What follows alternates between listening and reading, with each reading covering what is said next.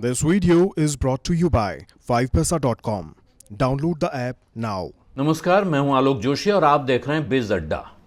Vodafone idea मुसीबत में है, यह खबर तो आम है, लेकिन मुसीबत कितनी बड़ी है इसका अंदाजा इस बात से लगाइए कि आदित्य बिरला समूह ने अपनी पूरी हिस्सेदारी, इस कंपनी में उनकी जितनी हिस्सेदारी है वो मुफ्त में सरकार को या सरकार की बताई हुई किसी भी एजेंसी को सौंपने की पेशकश कर दी है।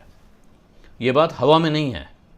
आदित्य बिरला ग्रुप के चेयरमैन कुमार मंगलम बिरला ने भारत सरकार के कैबिनेट सचिव को चिट्ठी लिखकर यह प्रस्ताव रखा है। यह प्रस्ताव दरअसल एक SOS या जान बचाने की अपील जैसा है, जीवन दान की अपील कह सकते हैं आप इसे। बिरला समूह ने पिछले साल की शुरुआत में ही कहा था, और आपको याद होगा अखबारों में खूब खबरें छपी थीं, कि अगर सरकार ने उसको राहत नहीं दी तो वोडाफोन आइडिया अब बंद होने के कगार पर पहुंच चुकी है। उस वक्त कंपनी पर सरकार का करीब 55,000 करोड़ रुपए बकाया था और उसने बैंकों से करीब 40,000 करोड़ रुपए का कर्जा ले रखा था, जिसमें स्टेट बैंक ऑफ इंडिया का बड़ा हिस्सा है। लेकिन जिस राहत की उम्मीद थी वो तो नहीं मिली।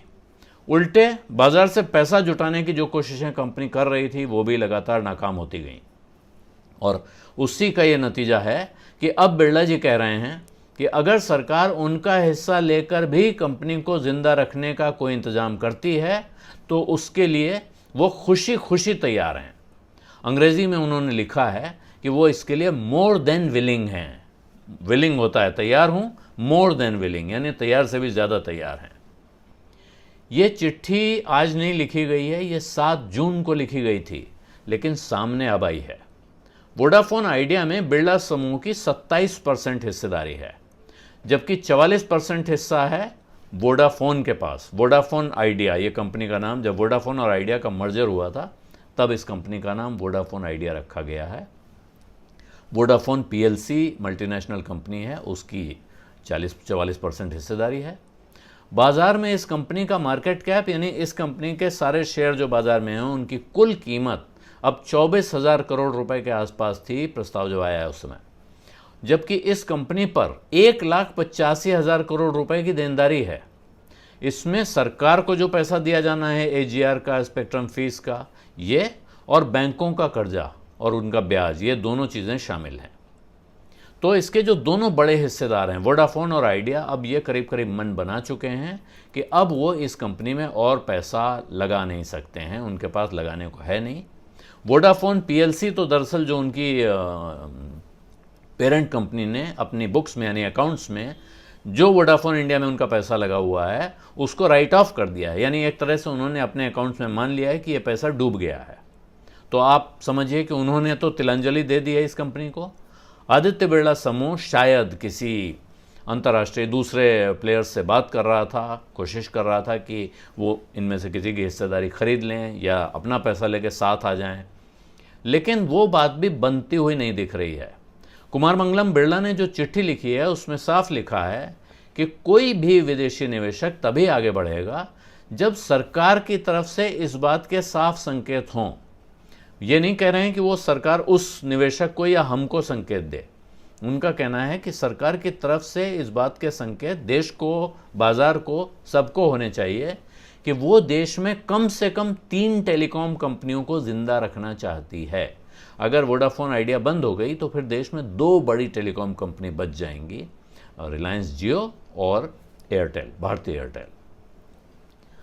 और ऐसी हालत में क्या होगा इसका अंदाज़ा आप बाज़ार में लगा सकते हैं। जब कभी एक ही दुकान खुली होती है तो उस दुकान का, वो दुकान क्या करती है, कोई 2 दुकानें खुली हों और दोनों आपस में मिल जाएं तो भाव क्या होते हैं, इसका अंदाज़ा लगाना बहुत मुश्किल नहीं है। तो उनका कहना है कि ये 3 कंपनियां जिंदा रखने की नीयत दिखानी होगी, और ये करने के लिए सरकार को तमाम तरह की रियायतें देनी होंगी। जैसे AGR के बकाये पर सफाई देनी होगी कि क्या करना है उस AGR के बकाये का। एडजस्टेड ग्रॉस रेवेन्यू नाम की एक चीज़ है, ये जो बवाल है वो खड़ा हुआ है जो 2G घोटाले का सवाल उठा था, जिसमें कहा गया था कि साहब ये 1,76,000 करोड़ रुपए का घाटा हो गया है देश को। बाद में ऐसा विद्वान लोगों का कहना है कि साहब वो आंकड़ा जो था वो बहुत बढ़ा चढ़ा के कैलकुलेशन किया गया था उतना था नहीं, लेकिन उस हिसाब से तय हो गया है कि सरकार को इनको इतना पैसा देना है, और सुप्रीम कोर्ट इसमें बार बार आदेश दे देता है कि नहीं, आपको देना ही है। अभी हाल में वोडाफोन फिर गया था कि भाई हमने जो पैसा दे दिया है, करीब 70-78 हज़ार रुपये करोड़ दिया है, इसके बाद अब हमारा कम पैसा बचता है, लेकिन कोर्ट ने फिर उसको 15,000 करोड़ को कहा कि नहीं, ये नहीं है, 55,000 करोड़ रुपए है, तो वो देनदारी फिर बढ़ गई। तो इस पर सफाई चाहिए। स्पेक्ट्रम के भुगतान के लिए जो स्पेक्ट्रम की फ़ीस होती है, उसके लिए और वक्त देने की ज़रूरत है कि हमें आप लंबा टाइम दे दीजिए कि 10 साल में, 15 साल में आप इसको किस्तों में चुकाते रहो। और सबसे ज़रूरी चीज़ जो उनकी तरफ से कही गई है वो ये है कि टेलीकॉम सेवाओं पर जो लागत आती है, कॉस्ट जितनी आती है, उससे कुछ ऊपर एक फ्लोर प्राइस तय हो जाए कि इससे कम पर ये सर्विसेज नहीं दी जा सकेंगी। अब ये बात उन्होंने अपनी चिट्ठी में नहीं लिखी है, लेकिन इशारा बिल्कुल साफ है। जिस तरह जियो ने सस्ता डेटा और मुफ्त कॉल देकर ये पूरा बाजार कब्जा किया, वो आगे नहीं दोहराया जाएगा कम से कम। पीछे की तो वो शायद नहीं सवाल उठा रहे हैं कि पीछे क्या हुआ, लेकिन कम से कम ये बात आगे नहीं दोहराई जाएगी। इसकी सफाई, इसकी गारंटी सरकार की तरफ से होनी चाहिए। ये 3 उनको रिक्वायरमेंट लगती हैं, जो देखकर शायद विदेशी निवेशक सोचेगा कि अच्छा चलो, इस बाज़ार में यहाँ सीरियस बिजनेस हो सकता है। और उनका कहना है, इस चिट्ठी में उन्होंने लिखा है कि अगर ये सब नहीं होता है तो फिर स्वाभाविक ही है ना कि कोई विदेशी निवेशक ऐसे कारोबार में पैसा नहीं लगाना चाहेगा। ऐसी सूरत में कंपनी फिर वहीं खड़ी हो जाती है जहां ये पिछले साल की शुरुआत में थी, यानी कारोबार बंद होने की कगार पर। कंपनी भारी घाटे में है, प्रमोटर और पैसा लगाना नहीं चाहते हैं, सरकार रियायत देने को तैयार नहीं है, तो ऐसे में धंधा बंद हो जाएगा। और इसीलिए कुमार मंगलम ने लिखा है, उन्होंने अपने कर्मचारियों का जिक्र नहीं किया, इसमें कर्मचारी भी उसमें शामिल हैं, लेकिन उन्होंने लिखा है कि कंपनी 27 करोड़ ग्राहकों के प्रति अपनी जिम्मेदारी समझती है, और वो चाहते हैं कि इस जिम्मेदारी को पूरा करने के लिए कि सरकार चाहे तो इस कंपनी को जिंदा रखने के लिए अब उनकी पूरी हिस्सेदारी खुद ले ले, किसी सरकारी कंपनी को दे दे, किसी वित्तीय संस्थान को दे दे, यानी जो पैसा लगाए, फाइनेंशियल इंस्टीट्यूशन, कोई म्यूचुअल फंड हो, बैंक हो, वो उसको दे दे, या जिसको वो ठीक समझे। उनका अंत में उन्होंने लिखा है, वो जिसे ठीक समझे कि इस धंधे को चलाने के लिए ठीक पात्र है, उसको अपना पूरा हिस्सा सौंपने के लिए वो तैयार हैं।